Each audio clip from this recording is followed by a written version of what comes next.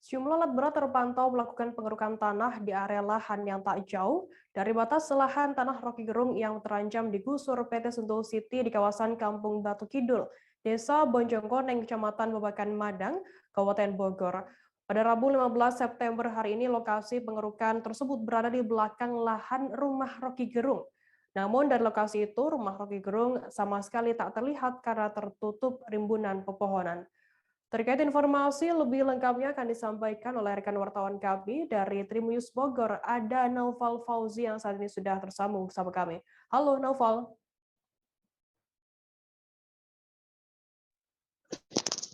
Halo, selamat sore Firda.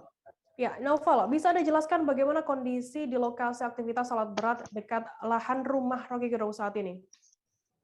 Baik, saya informasikan bahwa tadi saya sempat mengecek terkait kabar adanya aktivitas alat berat yang mendekati lahan dan rumah Rocky Gerung yang terancam digusur di kawasan Sentul Bogor. Dan pantauan kami di lapangan memang benar adanya ada aktivitas sejumlah alat berat yang melakukan pengerukan tanah dan juga pepohonan di area itu. Dan pantauan kami di sana itu ada sebanyak sekitar 3 alat berat yang melakukan pengerukan. Jadi lokasinya ini memang berada di sebuah lereng, dan lereng ini berada di bagian bawah, sedangkan lahan Rocky Gerung ini dan juga rumahnya itu berada di bagian lereng sebelah atas. Oke. Demikian. Naufal, lantas apakah betul nantinya alat berat tersebut akan masuk ke area lahan tanah milik Rocky Gerung? Baik, tadi saya juga sempat berbincang dengan kontraktor di area pengerukan tanah tersebut, dan mereka juga memastikan bahwa pengerukan tersebut atas nama PT Sentul City. Namun mereka mengaku bahwa apakah alat berat itu akan dikerahkan ke lahan milik Rocky Gerung atau tidak, mereka sama sekali belum mengetahui pasti karena mereka hanya menerima arahan untuk melakukan pengerukan tanah di area tersebut. Demikian. Mhm. Lantas Naufal, sudah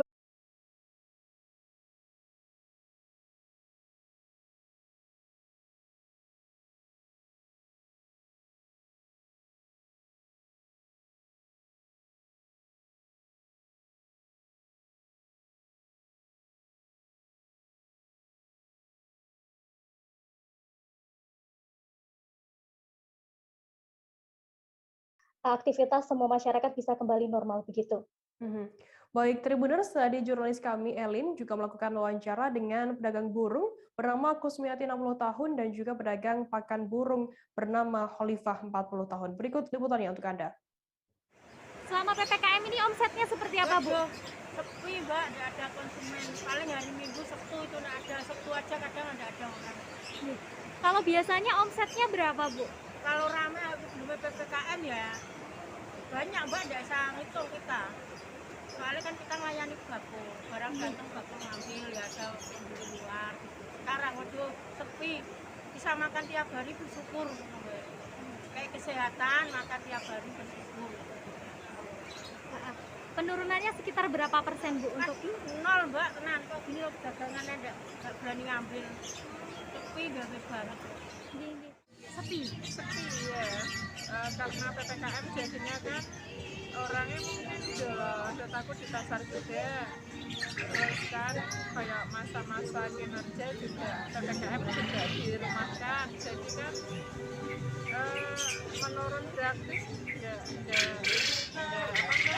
tidak nutup sama sekali. Kalau biasanya omset berapa, Bu, sebelum PPKM? Sebelum PPKM ya naik kalau pasar burung ya lumayan lah, Mbak. Kalau sekarang ya gratis, menurun semua. Penurunannya berapa persen, Bu, kira-kira? Ya hampir 80-70%. 80 sampai 70%. Betul. Padahal per hari biasanya bisa dapat berapa, Bu, pendapatannya? Ya kalau pas rame ya lumayan, nggak naik ke sini pas rame. Tapi setelah PPKM ini ya ngeri lah, semua susah. Program TNI Manunggal Membangun Desa atau TMMD ke-112 digulirkan Kodim 06717 di Kabupaten Majalengka, Jawa Barat. Kegiatan itu ditandai dengan pembukaan yang langsung dilakukan oleh Bupati Majalengka Karna Sobahi. Untuk TMMD ke-112 ini, lokasi yang dipilih yakni di Desa Buninaraga di Kecamatan Malausma.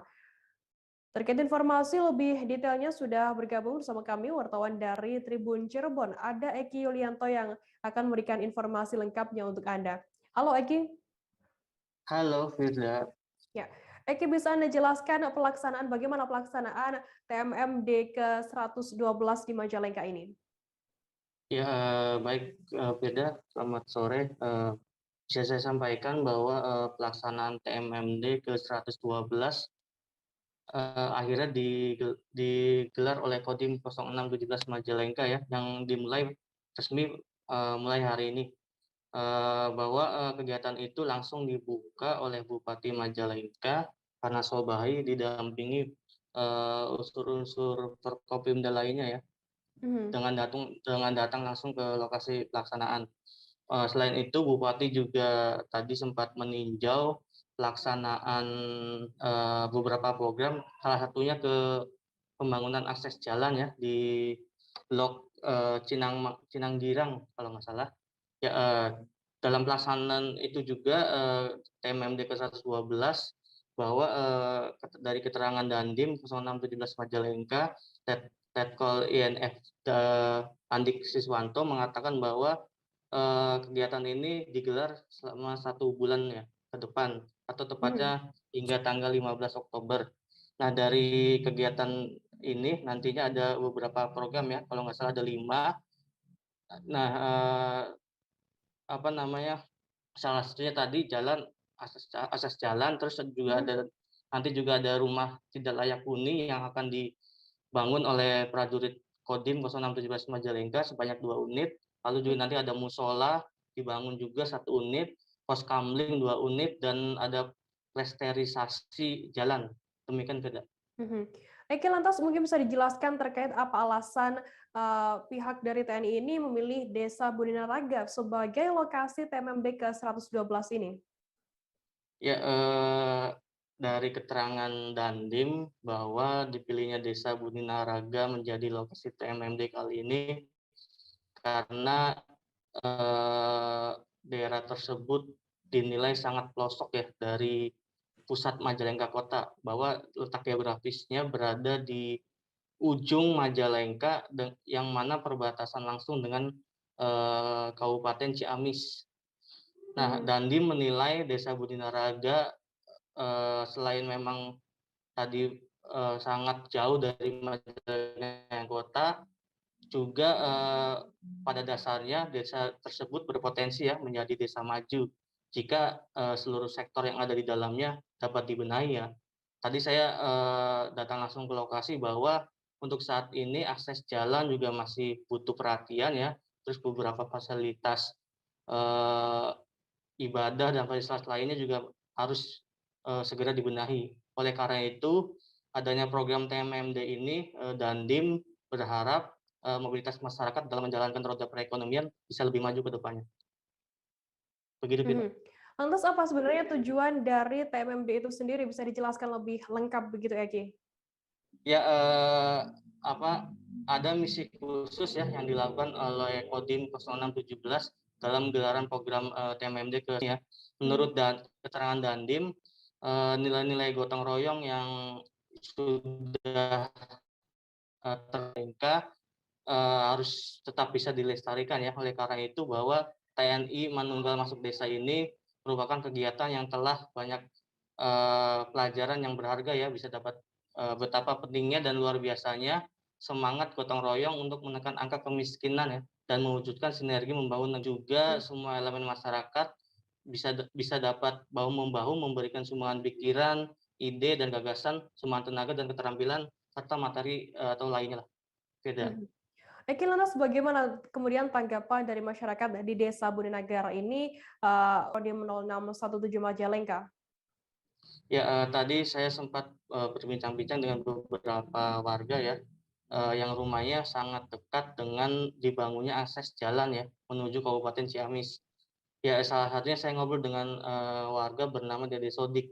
Dede sehari-hari bekerja sebagai petani dan kebetulan letak sawahnya itu berada di tengah-tengah asalnya, Tapi dengan dibangunnya jalan tersebut, dia mengaku nantinya bisa menggunakan kendaraan bermotor ya, atau hanya sekedar memantau atau bertani gitu. Terlebih hasil pertaniannya juga nanti bisa lebih cepat ya, memangkasnya sekitar setengah jam. Beda.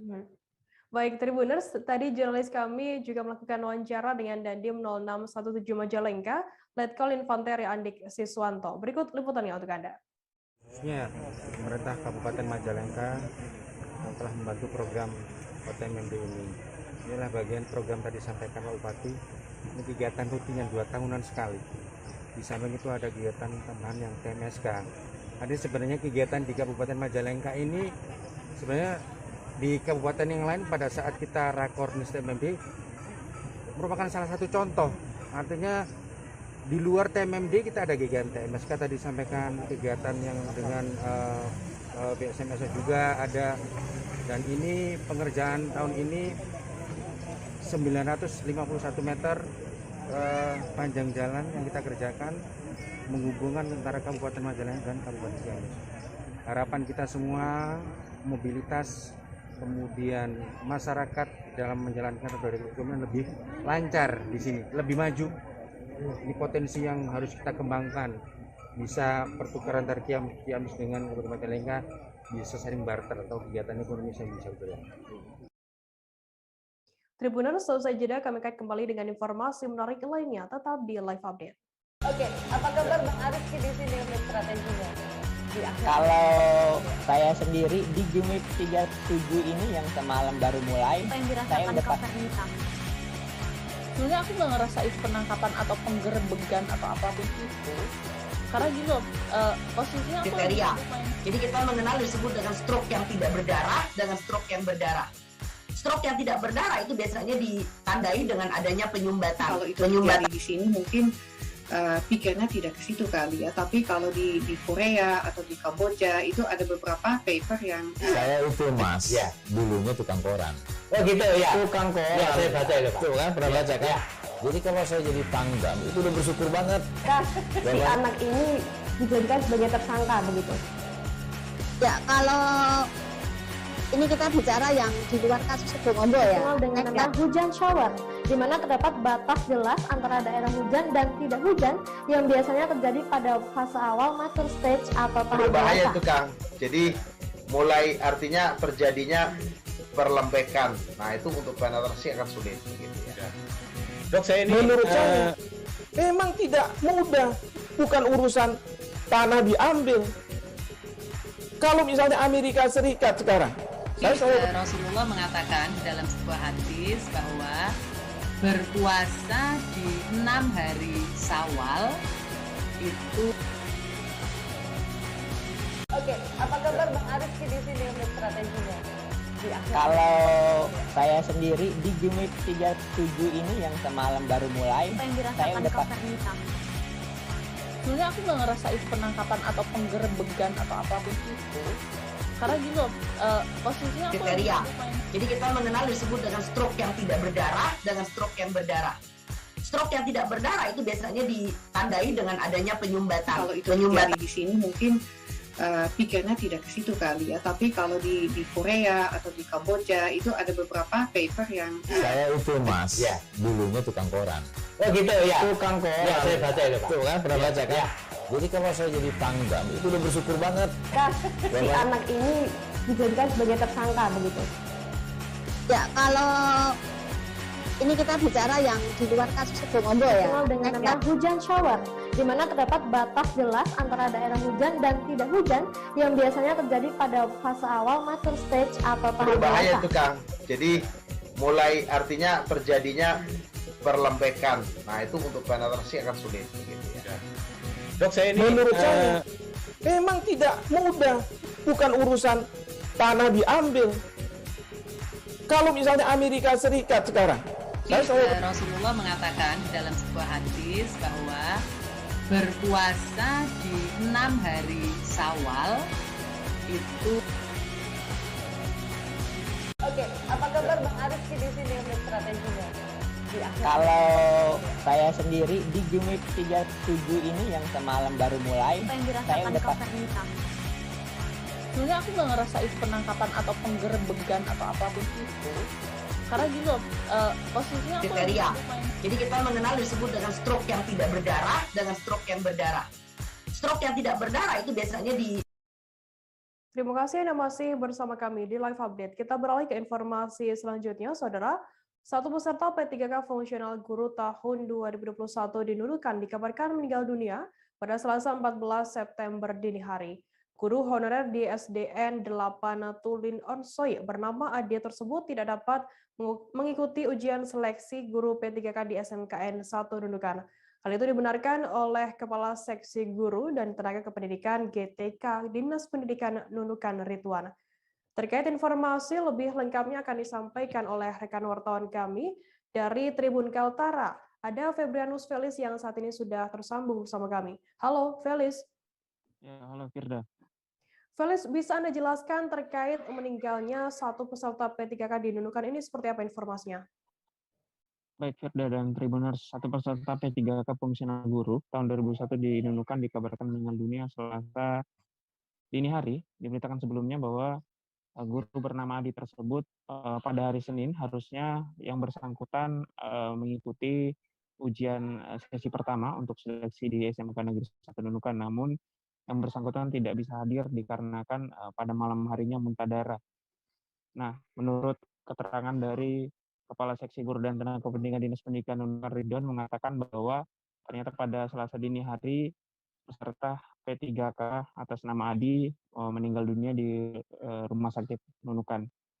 Dan saat ini dari keterangan Ridwan sendiri mengatakan bahwa untuk sementara diagnosa dokter belum bisa diberitahukan melalui Ridwan, sehingga belum bisa kita beberkan penyebab dari meninggalnya Adi merupakan salah satu peserta P3K tersebut. Firda. Lantas apakah setelah meninggal dunia jenazah langsung dipulangkan ke tempat asalnya atau seperti apa informasinya, Felis? Ya, menurut dari keterangan Ridwan sendiri bahwa Ridwan sendiri dan beberapa pihak dari Dinas Pendidikan juga sempat melakukan kunjungan ke rumah sakit untuk melihat langsung jenazah Adi, dan dikabarkan bahwa jenazah Adi dibawa pulang bersama sanak keluarganya kembali ke desa Kekayap di daerah Sebuku. Begitu Firda. Felis, kemudian bagaimana dari peserta P3K yang positif COVID-19 termasuk yang tidak hadir tanpa keterangan, apakah mereka ini dinyatakan gugur dengan sendirinya atau seperti apa? Ya, baik Firda, berdasarkan keterangan dari penanggung jawab tempat ujian kompetensi Mahfuz mengatakan bahwa total peserta di P3K di Nunukan yang lulus administrasi ada sebanyak 551 orang. Namun dari 551 orang tersebut hingga saat ini sebanyak 6 peserta itu terkonfirmasi positif COVID-19 berdasarkan hasil swab antigen. Sementara itu 5 peserta lainnya tanpa keterangan. Nah, menurut keterangan dari Mahfuz sendiri terhadap baik peserta yang terkonfirmasi positif maupun yang tidak hadir tanpa keterangan tersebut akan dilakukan pengusulan ke provinsi dan akan diteruskan ke pusat untuk melakukan ujian susulan terhadap mereka, yaitu pada tanggal 18 September. Namun, menurut Mahfuz lagi bahwa terhadap peserta yang positif akan dilakukan karantina selama 14 hari, maksud saya isolasi mandiri, sehingga tidak bisa dipastikan bahwa tanggal 18 akan dilakukan ujian susulan. Namun terhadap mereka akan kemungkinan besar akan dilakukan ujian tahap kedua pada awal Oktober mendatang. Begitu Firda. Felis, lantas apakah ada kendala dalam ujian seleksi P3K yang sudah berlangsung selama 3 hari ini? Baik Firda, yang dinunukan saat ini tengah dilakukan pemadaman listrik secara bergilir mengingat ada salah satu unit mesin PLN yang tengah rusak. Namun untuk mengantisipasi itu, panitia penyelenggara sebelumnya sudah menyiapkan genset untuk wanti-wanti bila mana terjadi pemadaman listrik di daerah SMK 1 Nunukan. Kemudian masalah jaringan sendiri, untuk jaringan masih terbilang stabil sampai saat ini, Firda. Baik, terima kasih rekan wartawan dari Tribun Kaltara Febrianus Felis atas laporannya. Selamat bertugas kembali. Kita beralih ke informasi selanjutnya, Saudara. Wakil Wali Kota Tomohon, Weni Lumentut, memantau sekaligus membuka pelaksanaan seleksi kompetensi sensi dasar atau SKD calon pegawai negeri sipil Pemkot Tomohon pada Selasa 14 September kemarin.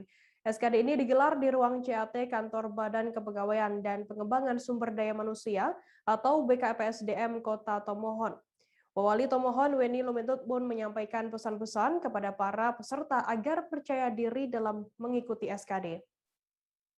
Untuk informasi lebih detailnya sudah bergabung bersama kami wartawan dari Tribun Manado, ada Hasli Marentek yang akan memberikan informasi lengkapnya untuk Anda. Halo, Hasli. Halo, rekan Firda. Hasli, bisa Anda jelaskan di mana tempat pelaksanaan SKD CPNS di Kota Tomohon dan bagaimana penerapannya? Ya, jadi Mbak Firda, mengingat ini masih masa pandemi, pelaksanaan SKD itu biasanya digelar di kantor regional BKN Nado. Namun tahun ini karena adanya pandemi, makanya dialihkan di kantor Badan Kepegawaian dan Pengembangan Sumber Daya Manusia Kota Tomohon. Jadi pelaksanaannya diselenggarakan di situ di ruang chat dengan kapasitas 30 orang. Sementara untuk penerapannya itu menerapkan prokes yang ketat. Jadi para peserta sebelum harus mengikuti SKD wajib menunjukkan surat hasil rapid antigen yang disediakan, tapi untuk rapid antigen ini disediakan langsung dari pemerintah secara gratis. Namun bagi yang mereka terkonfirmasi positif itu bisa mengikuti ujian susulan yang nantinya jadwal akan diatur. Sementara untuk sebelum masuk ruangan juga para peserta dites suhu badan dan juga harus steril. Jadi dilakukan penyemprotan di sekitaran lokasi pelaksanaan, juga para peserta wajib menggunakan masker 2 lapis sebelum masuk ke dalam ruangan tes. Ya, demikian Mbak Frida. Lantas bagaimana untuk pembagian jadwal pelaksanaan dan berlangsung hingga kapan nantinya SKD ini? Jadi sebagaimana yang sudah diatur ini, pelaksanaan SKD dibagi dalam per sesi. Jadi tiap hari itu ada 4 sesi kecuali hari Jumat hanya 2 sesi dan berlangsung sejak 14 kemarin hingga tanggal 18. Jadi dia tiap hari itu ada 1 sesi terdiri dari 30 orang. Tiap hari itu ada sampai 4 sesi, kecuali Jumat yang hanya 2 sesi. Ya, demikian Mbak Firda. Oke. Pada kemarin, maksud kami, Wakil Wali Kota Tomohon, Weni Lumentut, kabarnya juga meninjau lokasi SKD CPNS ini secara langsung di sana. Bagaimana untuk pesan-pesan dari Wali Kota Tomohon sendiri? Jadi Pak Wakil Wali Kota Tomohon, Pak Weni Lumentut ini menyampaikan pesan-pesan kepada peserta untuk agar dalam menyelesaikan soal, jadi dibutuhkan kerja keras dan juga mereka harus tetap fokus dalam melaksanakan SKD ini. Juga Pak Weni juga berpesan kepada peserta, andai lolos nanti, ada yang lolos, diharapkan untuk bisa mengaktifkan diri di Kota Tomohon, karena sebagaimana salah satu syarat yaitu perjanjian dalam 10 tahun tak bisa pindah ke daerah lain. Ya, demikian Mbak Firda. Baik, terima kasih rekan wartawan dari Tribun Manado, Hasli Marentek atas laporan Anda. Selamat bertugas kembali.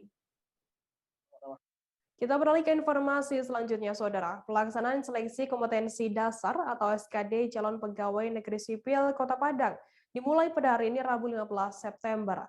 Peserta SKD CPNS Padang melewati serangkaian pemeriksaan sebelum masuk ruangan ujian. Kabir Pengadaan Pemberhentian dan Informasi ASN BKPSDM Padang, Romi El Pasegas, menyatakan setiap sesi ujian SKD CPNS Padang diikuti oleh 50 orang peserta. Untuk informasi lebih detailnya sudah bergabung bersama kami wartawan dari Tribun Padang. Ada Rima Kurniawati yang akan memberikan informasi lengkapnya untuk Anda. Halo Rima. Halo rekan Firda. Rima, bisa Anda jelaskan bagaimana hari pertama SKD CPNS di Padang dan apa saja persyaratan yang disiapkan oleh para peserta? Baiklah Firda, memang hari ini hari pertama pelaksanaan seleksi kompetensi dasar CPNS Kota Padang yang digelar 15 September sampai nanti 25 September.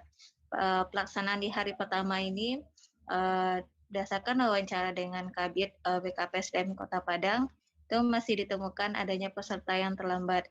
Terdapat 1 orang peserta yang terlambat sehingga peserta tersebut langsung didiskualifikasi. Peserta tersebut terlambat selama 20 menit, sementara aturannya bahwa peserta harus sudah terverifikasi secara online 5 menit sebelum ujian. Dan juga suasana pada hari pelaksanaan ini, para peserta sudah mematuhi aturan yang ditetapkan oleh BKPSDM Kota Padang. Itu peserta wajib memakai baju putih, celana hitam, dan juga jilbab hitam. Selanjutnya, mereka harus membawa perlengkapan yang telah diumumkan oleh BKPSDM sebelumnya. Begitu, Firda. Lantas, Rima, berapa orang peserta yang ikut ujian pada SKD kali ini? Baik, Firda. Dalam satu sesi terdapat 50 peserta. Dalam satu hari itu ada 4 sesi. Jadi dalam hari ini ada 200 peserta yang ikut seleksi. Dan itu akan dilakukan selama 10 hari.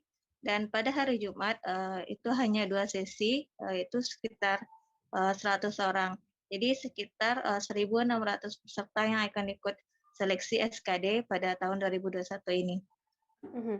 Lantas bagaimana nantinya jika ada peserta SKD yang positif COVID-19? Memang beberapa peserta sudah melaporkan ke BKPSDM Padang bahwa menurut Kabid BKPSDM Padang itu ada 2 orang peserta yang positif COVID, sehingga BKPSDM tidak bisa melakukan ujian untuk mereka saat ini, namun ujian SKD-nya ditunda. Dan juga BKPSDM Padang sudah mengajukan ke BKN agar peserta tersebut melaksanakan ujian susulan. Untuk lokasi ujian susulan ini nantinya ada di BKN Kota Padang. Rima, lantas apa kendala dan kesalahan yang banyak dilakukan oleh para peserta pada SKD kali ini? Baik, rekan Firda. Berdasarkan wawancara dengan Kabid BKPSDM Romi, dia mengatakan bahwa kebanyakan peserta ini kesulitan untuk datang lebih awal. Padahal 1 jam sebelum sesi ujian dimulai, peserta harus datang ke lokasi tersebut. Sementara peserta ada yang terlambat, yang berakibat diskualifikasi, dan ada juga yang datangnya 30 menit sebelum ujian, sehingga panitia kewalahan untuk mengatur sistematisnya. Karena sebelum ujian itu ada beberapa persyaratan yang harus dilakukan oleh peserta terlebih dahulu, seperti cek kemudian cek wajah, cek tubuh, dan juga menunggu antrian. Begitu, Firda. Baik, Tribuners, tadi jurnalis kami Rima juga sudah melakukan wawancara dengan Kabid Pengadaan dan Pemberhentian dan Informasi ASN Kota Padang, Romi Elpa Segas, terkait hal ini. Berikut liputannya untuk Anda. Hari ini sistemnya kita mulai dari pemeriksaan kesehatan, pemeriksaan kartu hasil swab PCR dan rapid antigen. Kemudian kita daftarkan secara online, registrasi online itu dengan pengenalan wajah. Kemudian setelah semua verifikasi kita lakukan, peserta langsung masuk ke ruang ujian. Apa aja kendala peserta yang nampak sejauh ini, Pak? Kalau kendala waktu kali ya, memang karena untuk sekian banyak verifikasi yang kita lakukan itu memakan waktu hampir 1 jam sebelum proses ujian. Jadi itu bisa, kalau menurut saya itu akan dapat mempengaruhi bagi peserta yang tidak siap mental untuk persiapan. Kesalahan peserta sejauh ini apa aja, Pak? Kesalahan peserta tadi ada 1 yang terlambat, salah memilih lokasi. Jadi mereka mencari lokasi malah pergi ke lokasi ujian tempat lain, karena di Kota Padang ini secara serentak ada beberapa lokasi kan yang sedang berlangsung ujian. Mereka ke tempat lain, salah baca, padahal di kartu ujiannya sudah tertulis. Itu gimana akibatnya, Pak? Nggak bisa masuk. Jadi 5 menit sebelum sesi berlangsung itu peserta sudah tidak kita perkenankan masuk, karena di dalam pengumuman yang kita sampaikan, peserta itu harus sampai di lokasi ujian 1 jam sebelum ujian. Warga di Kabupaten Pringsewu mengeluhkan kondisi jalan penghubung Kecamatan Pagelaran Utara dengan Kecamatan Banyumas Selasa 14 September. Pasalnya di sisi jalan tersebut terdapat tanah galian pipa yang tercecer di sepanjang jalan, sehingga kondisi tersebut membahayakan keselamatan warga yang melintas di lokasi tersebut. Bahkan sebelum adanya tanah galian pipa tersebut, warga juga sudah mengeluhkan kondisi jalan yang rusak parah akibat angkutan tambang. Terkait informasi lebih lengkapnya akan disampaikan oleh rekan wartawan kami dari Tribun Lampung. Ada Didik Budiawan yang saat ini sudah tersambung bersama kami. Halo Didik, selamat sore. Oke, selamat sore Firda. Didik, bisa Anda jelaskan seperti apa pantauan di lokasi ini dan juga sudah berapa lama dan apa penyebab jalan tersebut rusak parah begitu? Oke Firda, dapat kita lihat tadi bahwa ruas jalan yang menghubungkan dua kecamatan di Kabupaten Pringsewu, yakni Kecamatan Pagelaran Utara dengan Kecamatan Banyumas, terlihat rusak. Selain berlubang juga terlihat becek sehingga mengakibatkan ruas jalan tersebut licin. Kerusakan ini terjadi sebelumnya karena angkutan tambang yang ada di wilayah Kecamatan Pagelaran Utara sering melintas di ruas jalan itu dengan muatan tonase berat. Kemudian diperparah lagi dengan adanya kegiatan pekerjaan APBN berupa galian pipa yang dilaksanakan oleh Balai Prasarana Pemukiman Wilayah Lampung, sehingga dari galian itu ketika hujan turun lebat, tanah yang tadinya menumpuk di tepi jalan meluber ke badan jalan yang mengakibatkan ruas jalan itu tertutup tanah dan berakibat licin dan membahayakan pengendara. Begitu Firda. Lantas, Didi, apa saja dampak dari jalan yang rusak parah tersebut dan bagaimana dengan keluhan warga sekitar? Oke Firda, dampak dari kondisi jalan yang becek dan licin itu banyak pengendara, terutama kendaraan roda 2 yang terjatuh sehingga menimbulkan luka-luka seperti lecet dan lebam. Masyarakat mengeluhkan kondisi jalan itu sehingga warga meminta supaya pekerjaan galian pipa ini segera diselesaikan dan kondisi jalan dikembalikan seperti semula. Gitu Firda. Lantas apakah sudah ada rencana begitu penanganan dari pemerintah daerah atau pihak terkait dengan adanya jalan yang rusak di wilayah Pringsewu ini? Terkait kondisi jalan ini Firda, sudah dikoordinasikan oleh Kepala Bidang Cipta Karya Dinas PUPR Pringsewu, Ibu Raina, di mana Dinas PU berkoordinasi dengan pihak Dirjen supaya pekerjaan galian pipa ini segera diselesaikan walaupun saat ini masih berjalan, dan harapannya ada penanganan supaya tumpukan tanah yang ada di badan jalan ini tidak membahayakan masyarakat di Kabupaten Pringsewu, terutama yang ada di dua kecamatan tersebut, Firda. Baik, Tribuners, tadi jurnalis kami Didik Budiawan juga sudah melakukan wawancara dengan seorang warga bernama Budi Hartono, warga sekitar di daerah Kabupaten Pringsewu. Berikut liputannya untuk Anda. Kabupaten Pringsewu. Kondisi ini dari kapan, Pak? Ini mungkin kalau yang di depan saya ini mungkin sekitar setengah bulan. Setengah bulan ini. Baru digali, terus belum selesai ini. Pipanya aja belum terangkat. Belum selesai. Yang jelas belum diuruk, yang di depan ini belum diuruk. Terus harapannya Pak? Ya harapannya ya untuk yang terkait, yang punya apa namanya PDAM, tolonglah cepat diselesaikan biar masyarakat tenang, senang gitu. Ya walaupun nggak serapi mungkin, dibikin kayak sedia kala gitu, kayak mulanya gitu.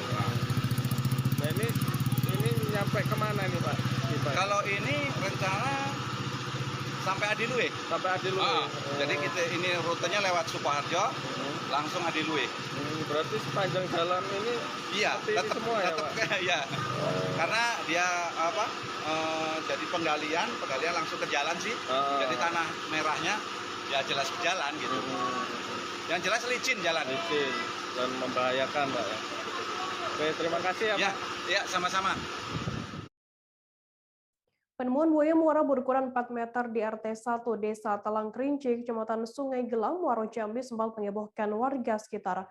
Buaya jenis muara itu ditemukan oleh warga sekitar, tepatnya di bawah jembatan Sungai Talang Kerinci, yang tidak jauh dari tempat penangkaran buaya. Mengetahui hal tersebut, pihak BKSDA Jambi langsung ke lokasi melakukan penangkapan terhadap buaya tersebut. Untuk informasi lebih detailnya sudah bergabung bersama kami wartawan dari Tribun Jambi, ada Hasbi Sabirin yang akan memberikan informasi lengkapnya untuk Anda Tribuners. Halo Hasbi, selamat sore. Ya, selamat sore rekan Firda. Hasbi, bisa Anda jelaskan kapan awal kemunculan buaya tersebut dan di mana lokasi tepatnya? Ya, baik Firda. Kemunculan buaya jenis muara ini muncul itu sudah 2 hari yang lalu. Lokasi penemuan buaya tersebut itu berada di Desa Talang Kerinci, Kecamatan Sungai Gelam, Kabupaten Muaro Jambi, Provinsi Jambi. Ya, memang di wilayah Talang Kerinci itu terdapat sebuah sungai yang tidak terlalu besar, namun di sana jarang ditemukan buaya berkeliaran di kawasan sungai tersebut. Namun beberapa hari ini warga di sana dihebohkan ada penemuan seekor buaya berukuran 4 meter. Ya, dengan penemuan tersebut spontan mendapat perhatian dari warga di sana dan sempat menghebohkan warga di sana. Begitu, Firda.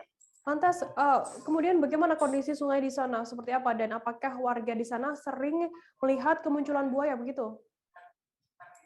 Ya, baik Firda. Memang di kondisi sungai di sana itu sungainya tidak terlalu besar, namun kemunculan buaya itu selama ini memang belum pernah ditemukan warga di sana. Namun beberapa hari ini ada penemuan buaya di sana, lantas di sana itu penemuan buaya itu tidak jauh dari lokasi penangkaran buaya yang berada di Sungai Talang Kerinci tersebut. Ya, berdasarkan informasi yang kita peroleh, di sana itu memang terdapat sebuah tempat penangkaran buaya yang tidak jauh dari lokasi penemuan buaya tersebut. Ya, memang warga di sana itu juga saat ini mengkhawatirkan ketika ada kemunculan buaya lagi. Memang dari sebelumnya itu memang belum pernah warga di sana menemukan buaya di sana, karena aktivitas warga di sana itu sering digunakan anak-anak kecil di sana untuk hotspot pemancingan begitu. Namun gini Firda, buaya yang ditemukan tersebut sudah berhasil dievakuasi oleh masyarakat di sana, pihak kepolisian, TNI, baik pun BKSDA Provinsi Jambi. Buaya itu saat ini sudah dibawa oleh BKSDA Provinsi Jambi ke tempat yang lebih aman, begitu Firda. Tadi Anda menyebutkan saat ini buaya ini sudah diamankan oleh tim gabungan di sana. Dan kemudian bisa Anda jelaskan bagaimana proses evakuasi dari tim ini untuk membawa buaya berukuran 4 meter dari sungai tersebut ke lokasi yang diamankan begitu? Ya, baik Firda. Memang setelah warga di sana ada penemuan buaya, lantas warga di sana segera melaporkan ke pihak kepolisian, TNI, dan melaporkan ke pihak BKSDA. Mengetahui hal itu, pihak BKSDA Provinsi Jambi langsung turun ke lokasi untuk melakukan penangkapan terhadap buaya yang sering berkeliaran di kawasan pemukiman warga tersebut. Buaya itu berhasil ditangkap oleh tim BKSDA Provinsi Jambi menggunakan seuntai jaring yang dilakukan oleh tim BKSDA bekerja sama dengan masyarakat di sana, pihak kepolisian maupun pihak TNI.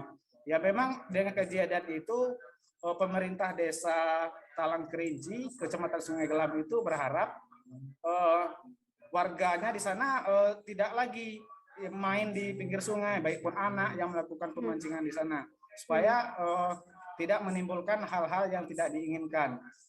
Begitu, Firda. Baik, terima kasih rekan wartawan dari Tribun Jambi, Hasbi Sabirin atas laporannya. Selamat bertugas kembali. Oke, terima Tribuners, kasih. kita akan jeda sejenak. Kami masih akan menyajikan informasi menarik untuk Anda, selesai jeda tetap di Live Update. Oke, apa kabar Bang Arief di sini untuk strateginya? Kalau saya sendiri di Jumit 37 ini yang semalam baru mulai, Apa yang saya dirasakan udah Kak Fernita? Sebenarnya aku nggak ngerasain penangkapan atau penggerebekan atau apapun itu. Karena gini loh, posisinya aku Kriteria. Jadi kita mengenal disebut dengan stroke yang tidak berdarah dengan stroke yang berdarah. Stroke yang tidak berdarah itu biasanya ditandai dengan adanya penyumbatan. Kalau itu terjadi di sini mungkin pikirnya tidak ke situ kali ya. Tapi kalau di Korea atau di Kamboja itu ada beberapa paper yang Saya itu Mas, dulunya tukang koran. Oh gitu ya. Tukang koran. Ya, saya baca itu, Pak. Tuh kan, pernah baca kan? Jadi kalau saya jadi pangdam, itu udah bersyukur banget. Si anak ini dijadikan sebagai tersangka begitu. Ya, kalau ini kita bicara yang di luar kasus Sebongombo ya. Dengan nama hujan shower, di mana terdapat batas jelas antara daerah hujan dan tidak hujan yang biasanya terjadi pada fase awal mature stage atau tahap Berbahaya dewasa. itu Kang. Jadi mulai artinya terjadinya perlembekan. Nah itu untuk penetrasi akan sulit. Gitu ya. Dok, saya ini menurut saya memang tidak mudah, bukan urusan tanah diambil. Kalau misalnya Amerika Serikat sekarang, Rasulullah mengatakan dalam sebuah hadis bahwa berpuasa di 6 hari Syawal itu. Oke, apa kabar Bang Arief di sini untuk strateginya? Kalau saya sendiri di Jumit 37 ini yang semalam baru mulai, Apa yang saya dirasakan udah Kak Fernita? sebenarnya aku nggak ngerasain penangkapan atau penggerebekan atau apapun itu. Karena gini loh, posisinya aku Kriteria. Jadi kita mengenal disebut dengan stroke yang tidak berdarah dengan stroke yang berdarah. Stroke yang tidak berdarah itu biasanya ditandai dengan adanya penyumbatan. kalau itu terjadi di sini mungkin pikirnya tidak ke situ kali ya. Tapi kalau di Korea atau di Kamboja itu ada beberapa paper yang Saya itu Mas, dulunya tukang koran. Oh gitu ya. Tukang koran. Ya, saya baca itu, Pak. Tuh kan, pernah baca kan? Jadi kalau saya jadi pangdam, itu udah bersyukur banget. Si anak ini dijadikan sebagai tersangka begitu. Ya, kalau ini kita bicara yang di luar kasus Sebongombo ya. Dengan nama hujan shower, di mana terdapat batas jelas antara daerah hujan dan tidak hujan yang biasanya terjadi pada fase awal mature stage atau tahap Berbahaya dewasa. itu Kang. Jadi mulai artinya terjadinya perlembekan. Nah itu untuk penetrasi akan sulit. Gitu ya. Dok, saya ini menurut saya memang tidak mudah, bukan urusan tanah diambil. Kalau misalnya Amerika Serikat sekarang, Rasulullah mengatakan dalam sebuah hadis bahwa berpuasa di 6 hari Syawal itu. Oke, apa kabar Bang Arief di sini untuk strateginya? Kalau saya sendiri di Jumit 37 ini yang semalam baru mulai, Apa yang saya dirasakan udah Kak Fernita? sebenarnya aku nggak ngerasain penangkapan atau penggerebekan atau apapun itu. Karena gini loh, posisinya aku Kriteria. Jadi kita mengenal disebut dengan stroke yang tidak berdarah dengan stroke yang berdarah. Stroke yang tidak berdarah itu biasanya ditandai dengan adanya penyumbatan. kalau itu terjadi di sini mungkin pikirnya tidak ke situ kali ya. Tapi kalau di Korea atau di Kamboja itu ada beberapa paper yang Saya itu Mas, dulunya tukang koran. Oh gitu ya. Tukang koran. Ya, saya baca itu, Pak. Tuh kan, pernah baca kan? Jadi kalau saya jadi pangdam, itu udah bersyukur banget. Si anak ini dijadikan sebagai tersangka begitu. Ya, kalau ini kita bicara yang di luar kasus Sebongombo ya. Dengan nama hujan shower, di mana terdapat batas jelas antara daerah hujan dan tidak hujan yang biasanya terjadi pada fase awal mature stage atau tahap Berbahaya dewasa. itu Kang. Jadi mulai artinya terjadinya perlembekan. Nah itu untuk penetrasi akan sulit. Gitu ya. Dok, saya ini menurut saya memang tidak mudah, bukan urusan tanah diambil. Kalau misalnya Amerika Serikat sekarang, Rasulullah mengatakan dalam sebuah hadis bahwa berpuasa di 6 hari Syawal itu. Oke, apa kabar Bang Arief di sini untuk strateginya? Kalau saya sendiri di Jumit 37 ini yang semalam baru mulai, Apa yang saya dirasakan udah Kak Fernita? sebenarnya aku nggak ngerasa itu penangkapan atau penggerebegan atau apapun itu, karena gini loh, posisinya aku kriteria. Jadi kita mengenal disebut dengan stroke yang tidak berdarah dengan stroke yang berdarah. Stroke yang tidak berdarah itu biasanya ditandai dengan adanya penyumbatan. Kalau itu terjadi di sini mungkin pikirnya tidak ke situ kali ya, tapi kalau di Korea atau di Kamboja itu ada beberapa paper yang saya itu mas, ya dulunya tukang koran. Oh gitu ya. Tukang koran. Ya, saya baca itu Pak. Tuh kan pernah baca kan? Ya. Jadi kalau saya jadi pangdam itu udah bersyukur banget. Si anak ini dijadikan sebagai tersangka begitu. Ya kalau ini kita bicara yang di luar kasus Situbondo ya. Dikenal dengan nama hujan shower, di mana terdapat batas jelas antara daerah hujan dan tidak hujan yang biasanya terjadi pada fase awal mature stage atau tahap Berbahaya dewasa. itu Kang. Jadi mulai artinya terjadinya perlembekan. Nah itu untuk penetrasi akan sulit. Gitu ya. Dok, saya ini menurut saya memang tidak mudah, bukan urusan tanah diambil. Kalau misalnya Amerika Serikat sekarang, Rasulullah mengatakan dalam sebuah hadis bahwa berpuasa di 6 hari Syawal itu. Oke, apa kabar Bang Arif di sini untuk strateginya? Kalau saya sendiri di Jumit 37 ini yang semalam baru mulai, saya udah pasti. Sebenarnya aku nggak ngerasa itu penangkapan atau penggerebegan atau apapun itu, karena gini loh, posisinya aku kriteria. Jadi kita mengenal disebut dengan stroke yang tidak berdarah dengan stroke yang berdarah. Stroke yang tidak berdarah itu biasanya ditandai dengan adanya penyumbatan. Kalau itu terjadi di sini mungkin pikirnya tidak ke situ kali ya, tapi kalau di Korea atau di Kamboja itu ada beberapa paper yang saya itu mas, ya dulunya tukang koran.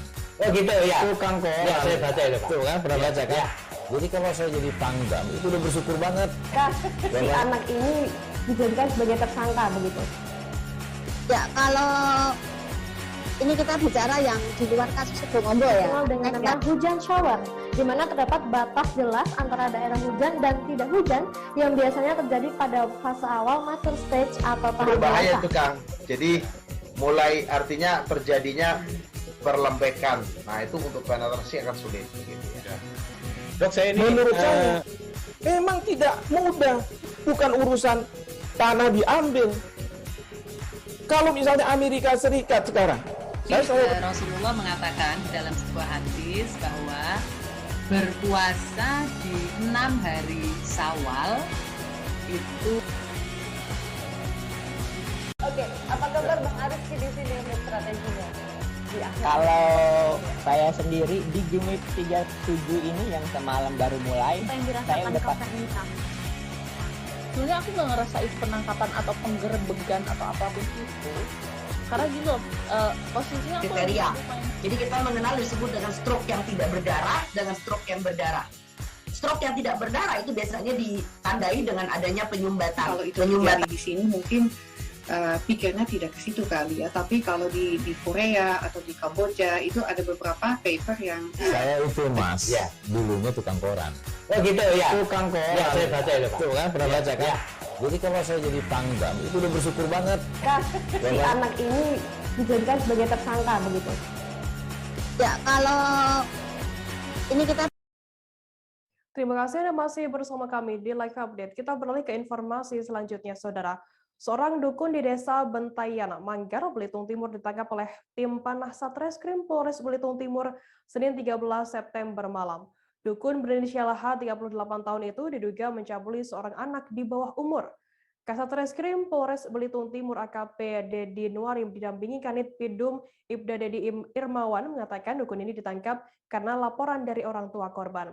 Terkait informasi lebih lengkapnya sudah bergabung bersama kami wartawan dari Pos Belitung, ada Brian Bimantoro yang akan memberikan informasi lengkapnya untuk Anda. Halo Brian. Halo Firda, selamat sore. Ya, Brian, bisa Anda jelaskan bagaimana peristiwa pencabulan ini bisa terjadi? Ya, Firda, bisa saya kabarkan bahwa ada seorang paranormal atau dukun kampung di Desa Bentayan, Manggar, Belitung Timur ditangkap oleh tim panah Satreskrim Polres Belitung Timur Senin 13 September 2021 sekitar pukul 23:30 waktu Indonesia bagian Barat. Dukun itu berinisial H, berusia 38 tahun, diduga mencabuli seorang anak di bawah umur. Kasarreskrim Polres Belitung Timur AKP Dedi Nuari didampingi Kanit Pidum Ibda Dedi Irmawan mengatakan, peristiwa terjadi sekitar tanggal 12 Agustus 2021 silam. Korban berinisial N berusia 14 tahun didampingi ibunya pergi ke rumah dukun H untuk berobat. Dukun berkilah pengobatan akan sampai malam sehingga korban harus bermalam di rumah sang dukun. Dengan dasar ada hubungan kekeluargaan, dengan dukun itu, sang ibu percaya dan meninggalkan anaknya sendiri di rumah dukun itu. Lalu dalam praktiknya, dukun ini melakukan tindakan asusila kepada sang anak dengan menelanjanginya. Tak sampai di situ, sang anak disetubuhi bahkan di hadapan sang istri dari dukun tersebut. Sampai beberapa waktu lalu, teman bermain N mengadu kepada ibu N bahwa N telah menjadi korban pencabulan. Dari sanalah akhirnya orang tua N melaporkan kejadian tersebut kepada pihak berwajib. Begitu, Firda.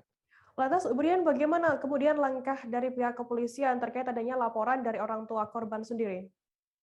Baik, Firda, setelah mendapat laporan, tim Panah Satreskrim Polres Belitung Timur langsung meluncur ke TKP dan menginterogasi sang dukun. Setelah itu, dukun tersebut langsung dibawa ke Polres Belitung Timur. AKP Dedi sendiri mengatakan saat ini masih menyelidiki dan melakukan penyidikan termasuk gelar perkara kasus tersebut. Dari pengakuan awal, terduga pelaku melakukannya untuk mengobati anak tersebut dari sakitnya. Lantas, Brian, bisa Anda jelaskan mungkin dari informasi yang Anda himpun di lapangan begitu, bagaimana keseharian sang dukun di mata masyarakat di sana? Baik, Firda, berdasarkan keterangan dari Kepala Desa Bentayan Jaya, Sahani, mengatakan bahwa dukun ini dikenal juga sebagai tokoh adat setempat. Firda, Sahani menyampaikan bahwa dukun itu baru berpraktik pedukunan sekitar 1 tahun terakhir.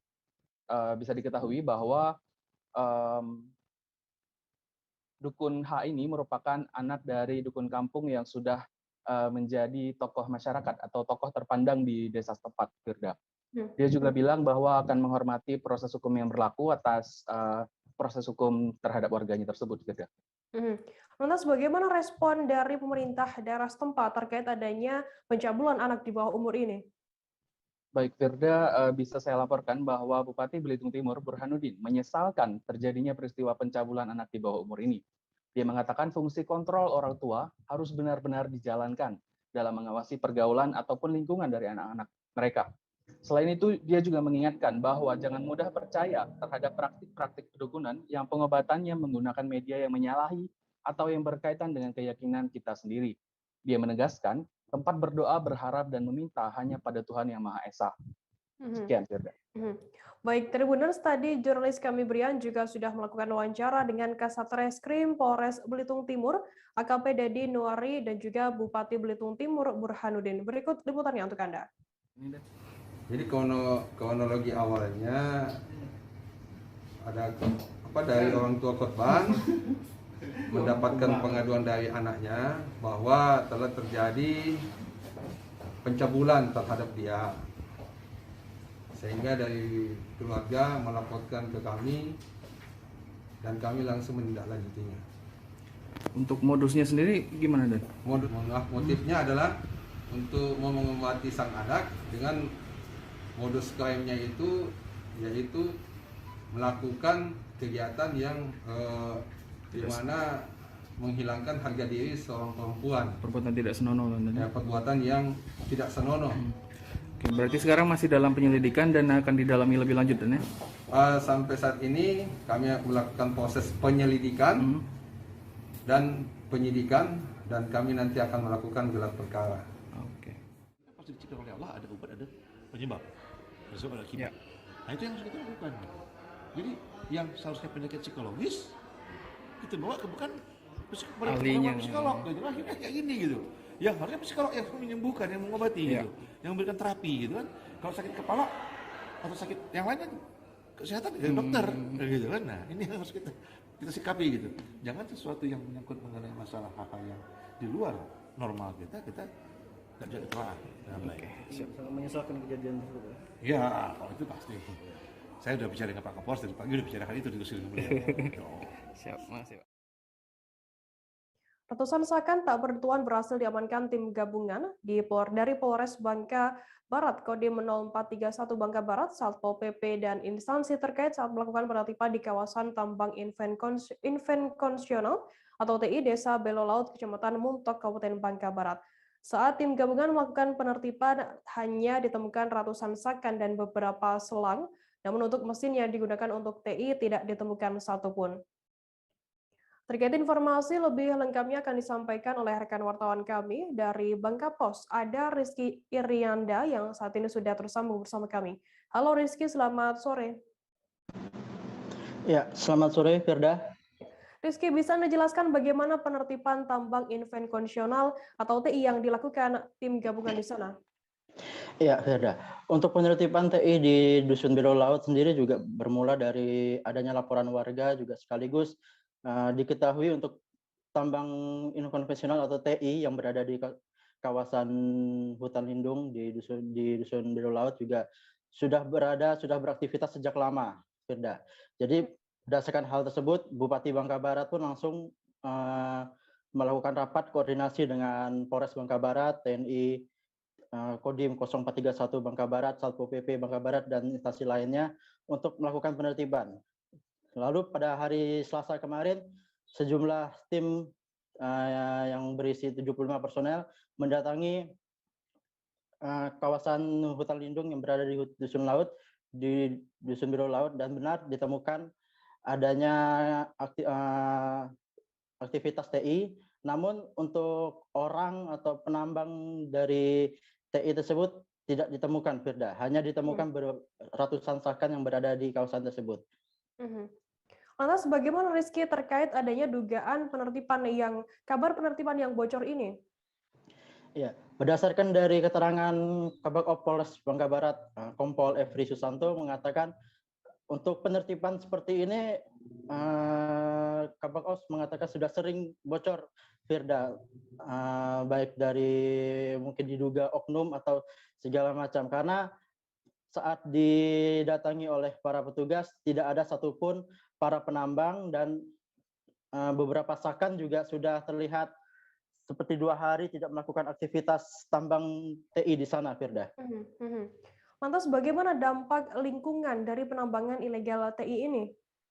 Ya, untuk dampak lingkungan sendiri, Kabid Lingkungan Hidup dari Dinas DLHK Provinsi Bangka Belitung, Bambang Trisula, mengatakan untuk dampak negatif dari adanya aktivitas TI di situ, mengatakan dari kawasan hutan lindung tersebut terdapat 4 hektar yang mengalami kerusakan dari total sekitar 2.000 hektar hutan lindung di sana. Walaupun jika dipresentasekan masih minim, namun Bambang Trisula mengatakan jika terus dibiarkan maka akan terus merusak lingkungan. Bahkan juga dari daerah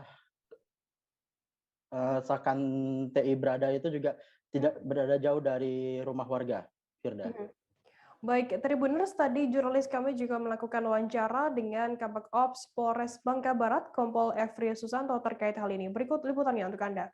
Nah, yang mana pada hari ini kita udah nyampe ke sini, tapi tidak ada yang melakukan untuk penambangan TI. Tapi disisakan sak-sakan, ya, mesinnya sudah diangkut semua sama yang punya.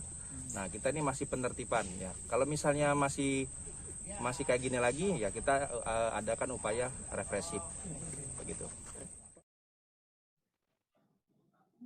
Sejak pandemi COVID-19 melanda Indonesia, berbagai pola hidup sehat selalu diberlakukan di beberapa instansi pemerintah. Salah satunya di Gedung Bapelkes Batam yang berada di Jalan Raya Marina City, Tanjung Uncang, Kecamatan Batu Aji, Kota Batam, Kepulauan Riau. Tak hanya kebersihan gedung menjadi prioritas di Gedung Bapelkes Batam ini.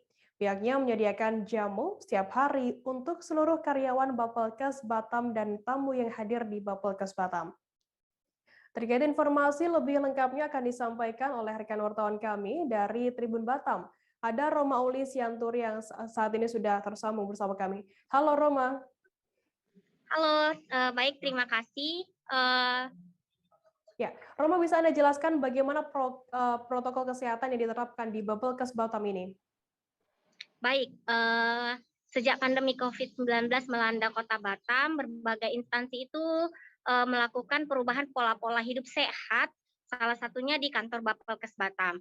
Jadi protokol yang ketat sangat diterapkan di Balai Pelatihan Kesehatan Kota Batam ini, seperti misalnya pakai masker, jaga jarak, menggunakan hand sanitizer, bahkan setiap saat kantor Bapelkes Batam disemprot oleh disinfektan. Nah, menariknya lagi di sini, kantor Bapelkes Batam menyediakan jamu, minuman tradisional untuk disajikan kepada para tamu-tamu dan seluruh karyawan Bapelkes yang ada di Kota Batam. Begitu.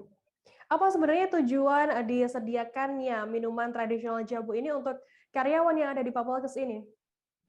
Tujuannya agar jamu ini bermanfaat sebagai bisa meningkatkan daya tahan tubuh juga.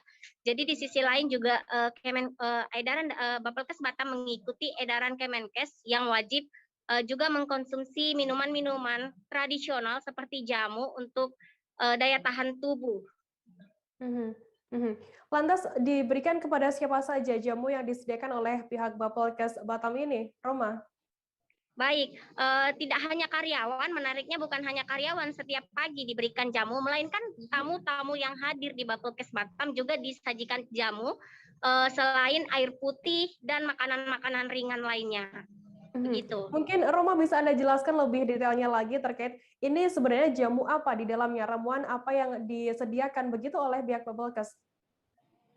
Baik, terima kasih Dea. Jadi ramuan yang disediakan itu berbagai ramuan-ramuan alami seperti sereh, seperti jahe merah, seperti cengkeh dan lain sebagainya. Nah, selain itu pihak kitchennya juga memastikan bahwa bahan-bahan alami ini cukup segar dan harus disajikan secara bersih sebelum diolah. Jadi kita sempat mewawancarai juga bagian kitchen yang di Bapelkes Batam bahwasanya ia menyajikan itu setiap hari dengan bahan-bahan yang fresh dan maksudnya bukan busuk, yang fresh dan dijamin kebersihannya begitu Dea. Baik, Tribuners, tadi jurnalis kami Roma juga sudah melakukan wawancara dengan Kepala Balai Pelatihan Kesehatan atau Bapelkes Batam, Asep Zainal Mustafa terkait hal ini. Berikut liputannya untuk Anda. Jadi kita kalau bekerja di Bapelkes Batam, termasuk sebelum COVID ya, kita minumannya itu diarahkan untuk minuman tradisional, yaitu jamu. Nah, tiap hari kita ya untuk yang EVO itu dikasih ada yang pakai sereh, kunyit, pokoknya yang semacam jamu-jamuan itulah gitu. Itu intinya. Dan di sini alhamdulillah karena Balai Pelatihan Kesehatan tidak boleh ada yang merokok satupun di area Bapelkes Batam ya. Ya, kebijakan kami kalau di luar tidak terlalu ini, karena kan kita menjadi contoh untuk seluruh orang yang datang ke sini terkait apapun namanya kesehatan seperti itu. Pak, jamunya kita buat sendiri apa gimana? Kita buat sendiri jamunya. Tadi oleh di kitchen kita ya, oleh Pak Adang namanya. Kita buat sendiri. Jadi tidak termasuk mahal lah gitu ya. Kita beli sendiri itu. Jenis jamunya apa aja sih Pak yang dikasih? Jenis jamunya ada beberapa yang apa sih namanya? Aduh, namanya itu kan ada yang ciri khas loh. Jeruk nipis, juniper, jeruk nipis pras, itu ada juga ya seperti itu. Kemudian ada campuran lain, ada kunyit, ada kalau bahasa Sunda itu jahenya, naon tah, eta kitu tah. Oke, Pak, berarti ini jamu ini diwajibkan sama untuk semua karyawan. Semua karyawan dibeli, ya dibeli supaya kita kan salah satu penambah daya tahan tubuh. Kita beralih ke Jawa Barat, Saudara. Dikira akan memiliki satu bayi, sepasang suami istri di Pangandaran kaget bayi yang dilahirkan ternyata kembar 3 dan berjenis kelamin perempuan. Pasalnya saat dilakukan pengecekan USG di usia kandungan 6 bulan, hanya terlihat satu bayi dengan kondisi kandungan normal. Sepasang suami istri di ini bernama Tasyah 33 tahun dan Sobirin 33 tahun, warga RT 10 RW 4 Dusun Mekarasih, Desa Peledah, Kecamatan Padaherang, Kabupaten Pangandaran, Jawa Barat. Mereka memiliki bayi kembar pada hari Selasa lalu, 7 September, dan dilahirkan secara sesar di RSUD Padega Pangandaran. Terkait informasi lebih lengkapnya akan disampaikan oleh rekan wartawan kami dari Tribun Jabar. Ada Patna yang saat ini sudah tersambung bersama kami. Halo Patna, selamat sore. Halo, selamat sore Beda. Patna, bisa Anda jelaskan bagaimana perasaan orang tua ketiga bayi ini saat melahirkan bayi kembar tersebut? Oke Beda. dari bantuan yang langsung kami dapatkan, ibu atau suaminya dia merasa bahagia kan, cuma selain bahagia dia kaget ketika bayi yang dikandungnya saat dilahirkan ternyata bayi perempuan dan berjumlah 3 bayi yang awalnya pada berusia 6 bulan saat di USG itu hanya 1 bayi, seperti itu. Lantas di mana bayi tersebut dilahirkan dan seperti apa kondisinya pada saat dilahirkan begitu? Saat dilahirkan untuk bayi tersebut dia dilahirkan di Rumah Sakit Pendega dalam kondisi sehat, cuman dia dilahirkan secara sesar karena dari informasi yang diterima si ibu tidak kuat untuk melahirkan dan disarankan untuk disesar oleh dokter di Rumah Sakit Pendega tersebut. Gitu, Lantas bagaimana bisa orang tua ketiga bayi ini kaget begitu ketika melihat ternyata bayi yang dilahirkan adalah 3 bayi begitu, bukan 1 bayi. Iya. Oke, Firda. Awalnya itu pertama dia dicek di USG, namun dia melihat bayinya itu atau menerima informasi dari pihak kedokteran hanya 1 bayi. Hanya waktu akan di USG kedua dia tidak keburu, dalam arti dia keburu melahirkan di Rumah Sakit Pandega dan hasilnya dia akhirnya melahirkan kembar 3 seperti itu. Nah akhirnya dia kaget dan di luar kaget dia merasa bahagia, namun banyak kebingungan lantaran kondisi ekonominya yang kurang cukup seperti itu. Lantas bagaimana tanggapan atau respons dari kedua orang tua ketiga bayi ini? Tanggapan dari kedua orang tua ini dia sangat haru, bahagia, cuman kondisi ekonominya yang suaminya hanya bekerja di Jakarta sebagai tukang cilok, pendapatannya sehari-hari dia hanya 1.200.000 atau 1 juta atau dalam seminggunya sekitar 200 sampai 300. Nah itu ketika pertamanya punya putra 2 tentu merasa tidak cukup kata Ibu Tasya. Nah sekarang ditambah lagi bayi kembar 3, dia merasa kekurangan. Nah kebetulan saat melahirkan dia juga dibantu oleh saudaranya yang berada di Desa Palena. Seperti itu, Firda. Baik, Tribuners, tadi jurnalis kami juga sudah melakukan wawancara dengan ibu dari ketiga bayi kembar tersebut bernama Tasya. Berikut pas lahiran kemarin ya? Iya, pas lahiran kemarin ada 3 ya begitu ya, senang tapi ya alhamdulillah mungkin ini anugerah dari yang di atas. Sehat Bu untuk bayinya Bu? Kalau bayinya sih sehat. Sehat ya. Berarti sekarang kondisi bayi dirawat di rumah sih? Dirawat di rumah. Pakai itu ya Bu, penerangan ya? Iya. Terus kemarin kan sempat viral tuh Bu di media sosial, itu gimana tanggapannya Bu? Kalau itu saya juga kaget ya Pak. Katanya anak saya viral di Facebook gitu, di media sosial. Ada yang datang ke sini Bu banyak? Ada orang yang pada datang ke sini, termasuk dari puskesmas, pada Herang juga datang ke sini. Oh gitu. Apa yang diberikan dari puskesmas? Ya, ada bantuan ya? Bantuan sih, ya, Untuk harapannya Bu, mungkin untuk Pemda Pangandaran ataupun pihak-pihak yang lainnya yang terkait? Ya, kalau soal itu sih emang ya saya minta bantuan ya dari Pemda Pangandaran. Soalnya lagi zaman kayak gini ya Pak. Suami gimana? Masih kerja Pak? Suami ya mungkin kalau saat ini belum. Biasanya kerja apa tuh Bu? Biasanya itu ya jualan cilok gitu. Cilok. Milik sendiri apa milik orang lain? Enggak, punya orang lain. Oh, punya orang lain. Iya. Jualan di mana? Di Jembatan 5. Oh gitu. Oh berarti bukan di sini ya? Bukan. Kelurahan Lahondape mewakili Kota Kendari dalam Lomba Kelurahan Tingkat Provinsi Sulawesi Tenggara 2021. Kelurahan Lahondape terpilih setelah bersaing dengan 65 kelurahan yang ada di Kota Kendari pada Maret 2021 lalu. Kali ini penilaian Lomba Kelurahan Tingkat Provinsi Sultra berlangsung di Kelurahan Lahondape, Kota Kendari, Sultra pada Selasa 14 September. Penilaian ini sebagai proses untuk menentukan satu kelurahan yang akan mewakili Sulawesi Tenggara di tingkat nasional. Untuk mengetahui informasi lebih detailnya, sudah bergabung bersama kami wartawan dari Tribun News Sultra. Ada Amelda Devi yang akan memberikan laporan lengkapnya untuk Anda dari sana langsung. Halo Amelda, selamat sore.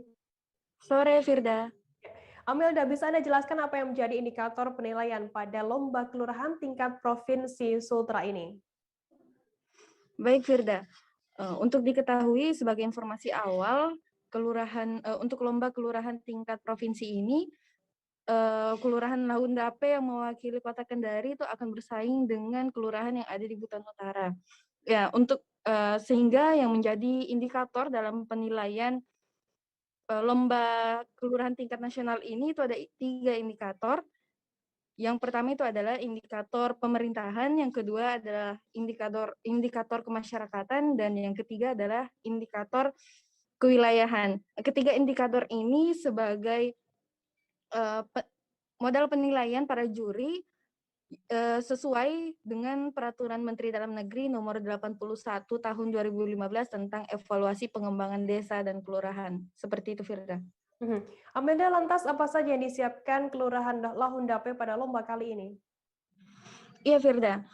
Untuk lomba kali ini, agar memenuhi indikator penilaian tersebut, pihak Kelurahan Lahondape telah menyiapkan yang pertama dari segi pemerintahannya, yakni pelayanan publik di Kelurahan Lahondape sudah lebih mengarah ke digitalisasi. Pertama, adanya aplikasi Laika, layanan informasi untuk di wilayah Kota Kendari, sehingga memudahkan masyarakat mengakses informasi melalui aplikasi Laika tersebut. Kemudian ada pula pendaftaran pembuatan profil desa dan kelurahan di Lahondape, dan itu juga langsung terkoneksi dengan Mendagri. Kemudian ada pula yang berdasarkan indikator kewilayahan, pihak Lahondape sendiri juga telah membuat kampung warna-warni. Ada pula pembuatan bank sampah, dan bank sampah ini disediakan untuk menampung sampah-sampah yang ada di Kelurahan Lahondape dan diolah kembali, Firda. Jadi hasil-hasil olahan sampah ini dijadikan paving block salah satunya. Kemudian untuk memenuhi indikator kemasyarakatan, pihak Kelurahan Lahondape juga telah membentuk beberapa organisasi kemasyarakatan, mulai dari kelompok UMKM untuk memberdayakan industri rumah tangga, sehingga perekonomian di wilayah tersebut berjalan dengan baik. Untuk industri UMKM ini, banyak sekali produk-produk yang dihasilkan dari olahan kebun PKK yang dibuat oleh masyarakat Lahondape. Di antaranya kemarin ada bagea. Bagea ini yang terbuat dari sagu, kemudian ada pula keripik-keripik olahan seperti pisang dan lain-lainnya. Kemudian ada juga produk UMKM berupa kerajinan tangan, Firda. Kemudian selain kelompok UMKM, pihak Kelurahan Lahondape juga telah membentuk kelompok siaga bencana. Karena perlu diketahui, Firda, di bagian Kelurahan Lahondape ini juga sering menjadi lokasi terdampak banjir jika terjadi hujan yang dengan intensif yang sangat deras. Jadi ada beberapa titik lokasi yang ditetapkan sebagai lokasi siaga bencana. Selain itu ada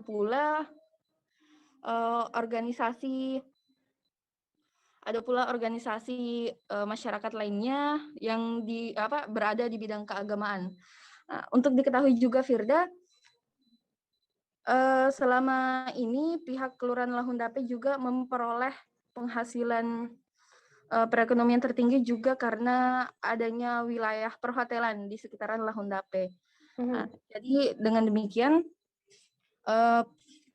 Kelurahan Lahundape optimis jika pada lomba kelurahan tingkat provinsi kali ini akan memenangkan dan mewakili Sulawesi Tenggara ke depannya. Baik, Tribuners, tadi jurnalis kami juga sudah melakukan wawancara dengan Kepala Lurah Lahundape, Arwana Laura terkait hal ini. Berikut liputannya untuk Anda. Dan juga di Lahundape ada beberapa UMKM sebagai industri kecil, industri rumah tangga untuk menunjang peningkatan ekonomi masyarakat di Kelurahan Lahundape. Ya, beberapa salah satunya Inete Mubarak sama Bagia yang ada di SD 12 dan juga souvenir yang dikerjakan oleh ibu-ibu PKK terkait dengan tadi pemerintahan kewilayahan sudah itu, terus dengan kategori